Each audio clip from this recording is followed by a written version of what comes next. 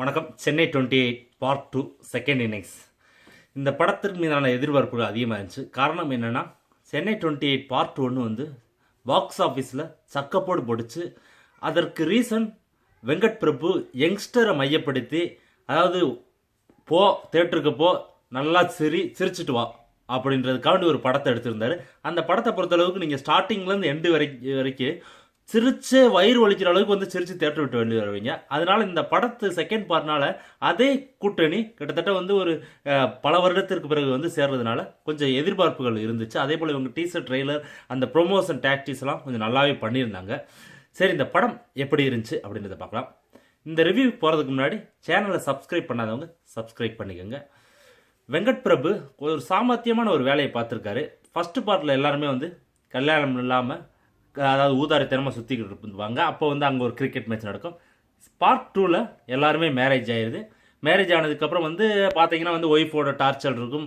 அவங்கள வந்து ஏமாற்றிட்டு எப்படி வந்து அந்த எல்லா ஃப்ரெண்ட்ஸ் வந்து ஒன்று சேர்ந்து தண்ணி அடிக்கிறாங்க, அப்புறம் ஜாலியாக சுற்றுறாங்க இப்படின்ற மாதிரி காமிச்சிட்டு அதில் கொஞ்சம் கிரிக்கெட்டையும் உள்ளே நுழைச்சி படத்தை வந்து முடிச்சிருக்காரு.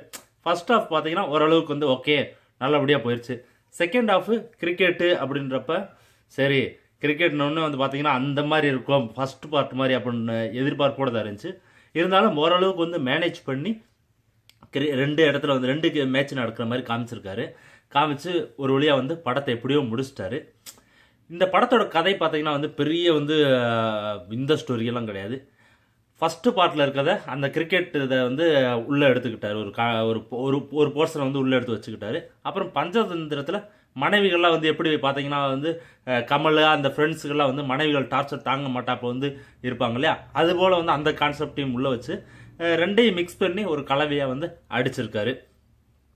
இந்த படத்தில் வந்து பாசிட்டிவ்னு பார்த்தீங்கன்னா மிர்ச்சி சிவா காமெடி வெளுத்து வாங்கியிருக்காரு. அவர் பண்ணுற ஒவ்வொரு சைகையில் பண்ணுற காமெடிகள் எல்லாமே வந்து நல்லாவே பண்ணியிருக்காரு. அதே போல் சின்ன சின்ன கேரக்டரில் வர்ற வந்து நிறைய அந்த படத்தில் வந்து நிறைய கேரக்டரில் இருக்குது. எனக்கு மெயினாக பிடிச்சது பார்த்தீங்கன்னா அந்த ஃபைனல் விளாட்றப்ப அந்த அம்பேரோட கேரக்டர். அம்பேர் அவர் வந்து சின்ன சின்ன டைலாக்ஸாக பேசுவா, அப்படியே குண்டா கருப்பாக இருக்கவர். ஆனால் வந்து அது நம்மளை வந்து மனசு சந்தோஷமாக சிரிக்கிற அளவுக்கு வந்து சிரிக்க வச்சுருக்காரு. அந்த கேரக்டர் வந்து எனக்கு ரொம்ப பிடிச்சி. அதே போல் வந்துட்டு நிறைய வந்து வைபவ் தேனியில் வந்து இருக்க ஒரு வில்லன் மாதிரி வந்து அப்படியே காமிச்சிருக்காங்க. அவர் வந்து பார்த்தீங்கன்னா தேனி ஸ்லாங் பேசுகிறாரு. அது தேனியா அப்படின்னு சொல்லிட்டு எனக்கே டவுட்டாக இருக்குது. ஏன்னா தேனிக்காரங்க நாங்கள் எங்களுக்கே வந்து இப்படிலாம் நம்ம ஊரில் பேசுவாங்களா அப்படின்ற ஒரு டவுட்டு வந்துருச்சு. அந்தளவுக்கு வந்து பேசியிருக்காரு. இருந்தாலும் அவர் கொடுத்ததை வந்து நல்லபடியாக நடிச்சிருக்காரு. எல்லா கேரக்டரையும் ஓரளவுக்கு வந்து இம்பார்ட்டன்ஸ் கொடுத்து நடித்து வச்சுருக்காரு. மெயினாக மிர்ச்சி சிவாவோட அந்த காமெடி போர்ஷன் தான் இந்த படத்தில் வந்து ஹைலைட்டு.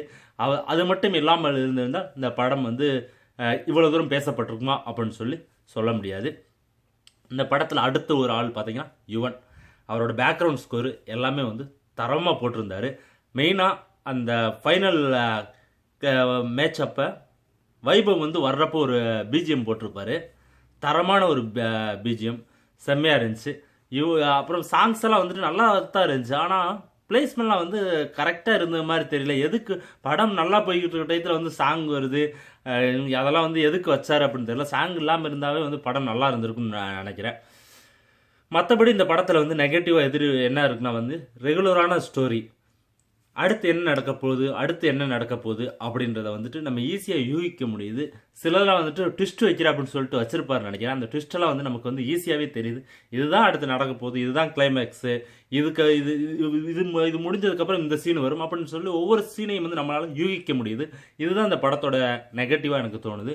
மற்றபடி பிரேம்ஜியை வந்து சொல்லணும்னா அந்த படத்தில் வந்து பிரேம்ஜி எந்த படத்தினாலும் வந்து அவருக்கு வந்து தண்ணி சீன்னா வந்து அவர் வந்து நடிக்க வந்துடுவார் நினைக்கிறேன். தண்ணி அடிக்கிறோம் ஜாலியாக இருக்கும், தண்ணியை குடிக்கிறோம் ஜாலியாக இருக்கும். இந்த மாதிரி ஒரு சீன் வைக்காமே இருக்கலாம். எதுக்கு வச்சுருந்தாங்கன்னு தெரில. இது மாதிரி ஒரு சில நெகட்டிவ்ஸ்லாம் இருக்குது. இருந்தாலும் இந்த படம் ஓவராலாக பார்க்குறப்ப ஃப்ரெண்ட்ஸ்களோட போய் பார்க்கக்கூடிய ஒரு ஃபன் ரைட் தான். மற்றபடி ஸ்டோரி இதெல்லாம் வந்து எதிர்பார்க்குற அளவுக்கு எதுவும் கிடையாது.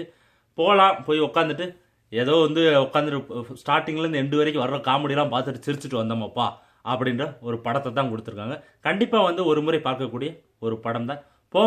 போய் பார்த்து என்ஜாய் பண்ணிட்டு வாங்க. என்னோட இந்த விமர்சனம் பிடிச்சிருந்துச்சுன்னா கீழே இருக்க சப்ஸ்கிரைப் பட்டனுக்கு உங்கள் நண்பர்களாக ஷேர் பண்ணுங்கள். நன்றி.